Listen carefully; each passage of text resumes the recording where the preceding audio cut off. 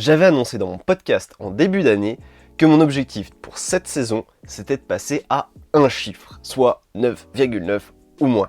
Le problème, c'est que c'est un index que j'ai jamais atteint. Et avec le nouveau système, j'étais remonté 14,7 et en fait, dès ma première compétition, j'étais remonté 15,7. Donc, tout l'objectif de cette saison, c'était de réussir à passer de 15,7 à 9,9. Au moment où j'enregistre cette vidéo, c'est plutôt en bonne voie parce que je suis rendu 11,7.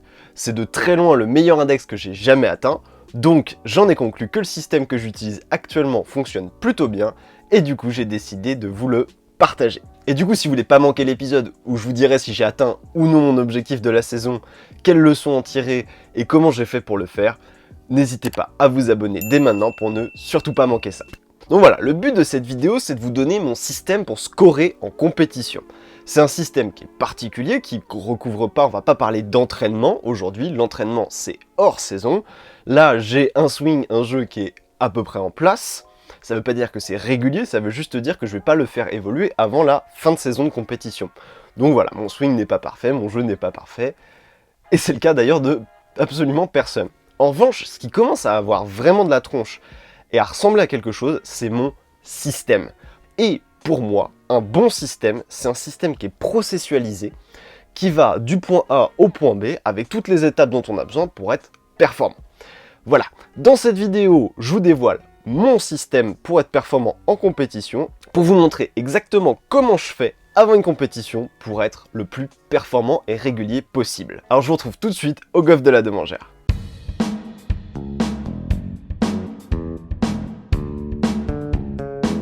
Ok, donc on se retrouve directement sur le parking parce que c'est là que les choses sérieuses commencent. En fait, ce que je voulais vous montrer, c'était que pour moi, une des parties les plus importantes, c'est vraiment d'avoir des besoins nutritifs prévus. Voilà, moi c'est ça que je préfère, vous voyez, des graines, baies de goji, etc. En plus, c'est bon pour la santé, au goût, c'est super bon. En tout cas, moi je me prive pas. Donc voilà, ça c'est vraiment pour manger sur le parcours. Ce que je conseille, et ce qui est très conseillé, c'est de manger en général tous les 3 ou 4 trous. Personnellement, je mange tous les 4 trous, comme ça je sais que je mange aux 4, aux 7, etc. Donc voilà. Ensuite, au niveau hydratation, surtout en ce moment, grosse saison de chaleur. Donc déjà, j'ai une gourde, ça fait 1 litre d'eau. Donc là-dedans, il n'y a que de l'eau. Et je sais que cette gourde, elle va me faire que 9 trous, que je vais la remplir à mi-chemin. Ensuite, le troisième élément qui est important pour moi, c'est cette petite gourde isotherme. Donc déjà parce que je mets de l'eau très fraîche dedans, mais en plus dans celle-ci, je rajoute un petit peu de sirop de citron, sirop de menthe, etc. Bon, moi je suis plus citron, donc en l'occurrence là-dedans c'est du citron, mais pour avoir quelque chose de sucré, à la fois qui reste très frais tout le long du parcours, notamment à la fin, bon l'eau on sait qu'elle commence à tiédir un peu, et là on a quelque chose de vraiment sucré. Donc voilà, pour moi ça commence vraiment avant même le parcours de se préparer ça pour arriver dans les meilleures conditions. Je tiens mon petit micro à la main parce que sinon vous allez entendre que le vent et ce serait un peu dommage. Pour moi la deuxième partie qui est super importante, c'est ça. Ça c'est quoi? C'est une paire d'écouteurs sans fil. Bon, quand même plus pratique, niveau technologie élevé. Bon, en l'occurrence, c'est pas des AirPods, mais faites ce que vous voulez. Hein. J'en ai déjà parlé dans une newsletter, j'en ai aussi parlé dans un Reels qui est sur mon compte Instagram. D'ailleurs, n'hésitez pas à le checker si vous voulez. Hein. Et du coup, ouais, pour moi, ça, c'est super, super important. Alors, je sais qu'il y en a plein qui n'aiment pas, d'un point de vue social, du fait de se balader avec des écouteurs et compagnie. Après, ça peut se comprendre que le jour où vous êtes en compétition, voilà, tout le monde essaie d'être dans sa bulle. D'ailleurs, si vous en faites pas des grands prix, pointez-vous un jour à un grand prix où il y a un petit peu de niveau et vous verrez que la plupart des joueurs s'entraînent et s'échauffent avec des écouteurs. Pourquoi? Ça permet d'être dans sa bulle. Déjà, ça aide à pas cogiter. Pour moi, c'est vraiment le truc ultime. Il y a tellement de vent que ça fait bouger la caméra. Pour moi, c'est vraiment l'élément le plus important qui fait que je vais pouvoir rester dans ma bulle et pas penser au parcours, pas commencer à penser à ce qui va se passer dans le futur, mais vraiment rester là, dans le présent. Le fait d'être avec la musique, ça va m'isoler de tout le reste et aussi de mes propres pensées. Donc pour moi, c'est vraiment super important. Deuxième élément qui est super important pour moi avec la musique, c'est que ça permet de générer un état interne. L'état interne, c'est tout un pan de la préparation mentale. Hein. C'est comment vous êtes, la manière dont vous êtes au global quand vous êtes super performant. L'état interne de performance, c'est ça. Donc moi, je sais que quand je suis dans un état interne de performance, je suis calme, je suis déterminé, je pense à très peu de choses et je suis focus dans le présent. C'est des caractéristiques qui sont communes à pas mal de monde, mais après, il faut les affiner au maximum. Et en fait, quelque chose dont je me suis rendu compte, donc vraiment j'adore la musique, etc. Et c'est quelque chose que j'ai toujours fait, j'ai des playlists qui sont conçues par mood en anglais ou du coup par état interne, par état d'esprit en français. Et je me suis rendu compte du coup que ça marchait dans l'autre sens. C'est-à-dire que si je mets la musique qui correspond au mood dans lequel j'ai envie d'être, à l'état d'esprit dans lequel j'ai envie d'être, et ben ça m'aide à le générer sur le moment. Or, j'ai quelques chansons, bon en l'occurrence je peux vous donner le titre, c'est Goat de Polyphia pour moi, qui fonctionne très bien, qui me permet d'être ultra focus, voilà, et qui me met tout de suite, quand on l'écoute, bon bah voilà, je suppose que pour ceux qui vont à la salle, vous avez une playlist qui a un petit peu énervé, qui vous aide à pousser et à vous dépasser. Je suppose que pour ceux qui, par exemple, peut-être font de la relaxation avec de la musique, etc., ça peut être ça. Honnêtement, tester, trouver, mais le fait d'avoir ces écouteurs avec le son qui aide à générer l'état interne, pour moi, c'est super important. Donc vous voyez, on est encore sur le parking, ça n'a même pas commencé. Donc voilà, le premier truc que je fais avant même de toucher mon chariot, c'est vraiment sortir mes écouteurs, me les mettre dans les oreilles, brancher la playlist que je veux, et c'est parti. Et là, je sais que je commence à être dans le bon état d'esprit, et on part vers la première étape de mon système, commencer par le putting. À tout de suite.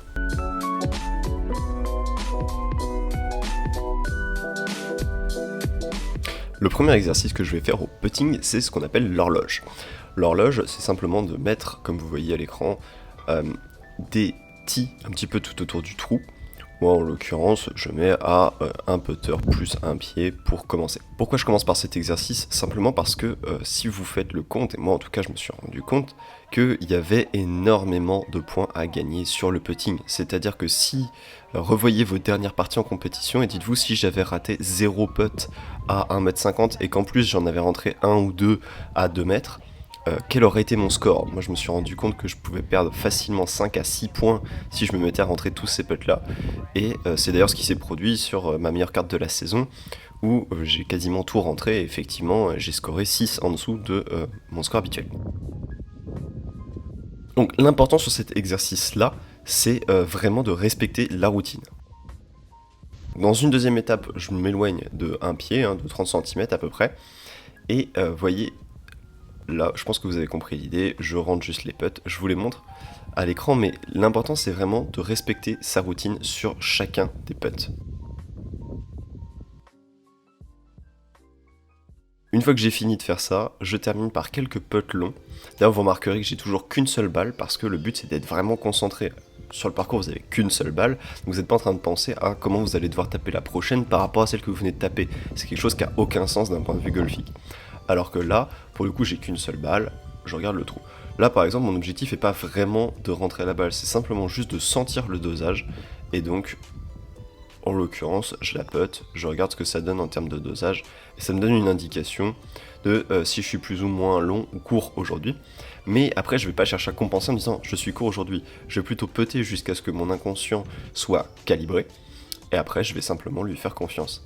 Et d'ailleurs, c'est en général la meilleure méthode, et ça finit par se recalibrer assez vite. La seule chose à faire pour que ça fonctionne, c'est simplement de se laisser faire.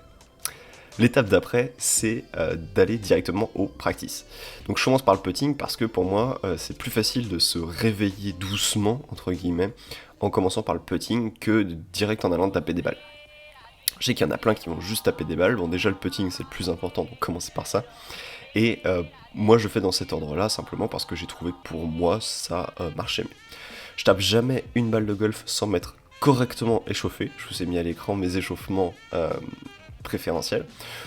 Donc voilà, simplement suivre une logique. Moi je pars du haut du corps, je vais jusqu'en bas du corps et j'insiste sur les points où j'ai eu par le passé des blessures ou sans parler de blessures, simplement des points qui sont bloquants pour moi. Donc je sais que j'ai voilà, les divers points par lesquels je suis passé, qui me servent après à être plus souple.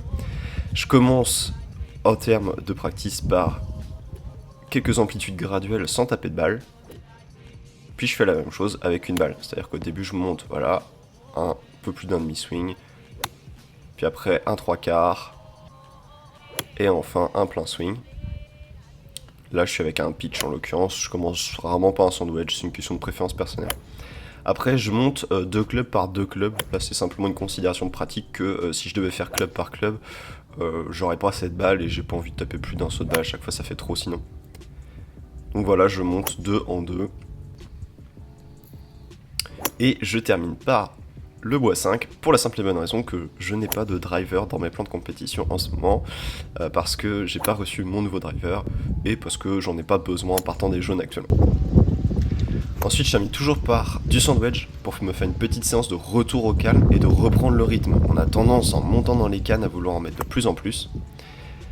Et le sandwich permet de retourner au calme. Et je termine systématiquement par un fer 6 parce que c'est le club que je tape au départ du 1 à la 2 mangeur. Sur un autre parcours, par exemple, j'aurais pu terminer avec un bois 5 ou avec n'importe quel autre club que je prends au départ du 1. Je termine par le chipping. Moi, ce que je voulais vous dire sur le chipping, c'est que c'est ce que j'appelle ma variable d'ajustement. Oh, c'est un terme compliqué pour dire qu'en fait, c'est simplement le chipping, j'en fais pas nécessairement, j'en ressens pas le besoin, c'est un secteur de jeu où je suis à l'aise.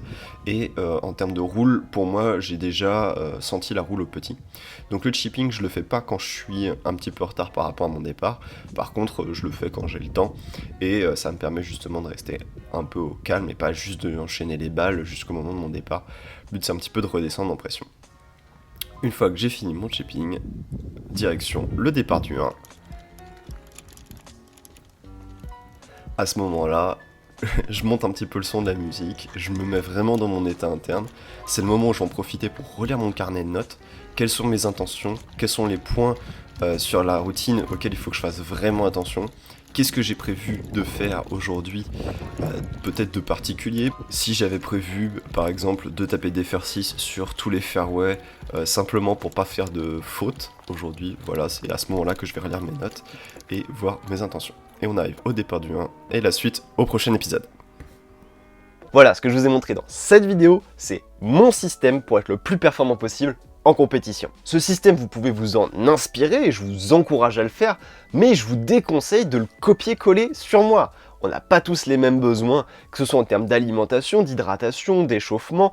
Peut-être que vous avez des problèmes particuliers physiques. Voilà, moi mon échauffement tourne aussi autour des problèmes que j'ai pu avoir et que je peux avoir actuellement. Donc le but c'était de vous montrer, voilà, qu'il y a un système global, processualisé, étape par étape, que je fais systématiquement à chaque compétition et que je me donne toujours le temps de faire pour arriver en compétition et me laisser une chance d'être régulier. Et d'ailleurs ça marche vraiment bien parce que ça m'a permis d'atteindre mon meilleur index et va peut-être me permettre d'atteindre mon objectif de la saison. Si toi aussi tu veux pouvoir créer ce genre de système, comprendre comment il fonctionne et découvrir tes particularités, si toi aussi tu veux découvrir comment créer ce genre de système, comprendre tes particularités et t'en servir pour baisser ton index, je t'ai préparé le kit de démarrage du golfeur mental. Ce kit de démarrage contient 4 modules qui vont te servir à t'améliorer. Si tu veux les recevoir, c'est complètement gratuit. Clique sur le premier lien en description. Je te remercie d'avoir suivi cette vidéo. Si elle t'a plu, n'hésite vraiment pas à laisser un pouce bleu et à t'abonner. Moi, je te dis à la semaine prochaine pour une nouvelle vidéo.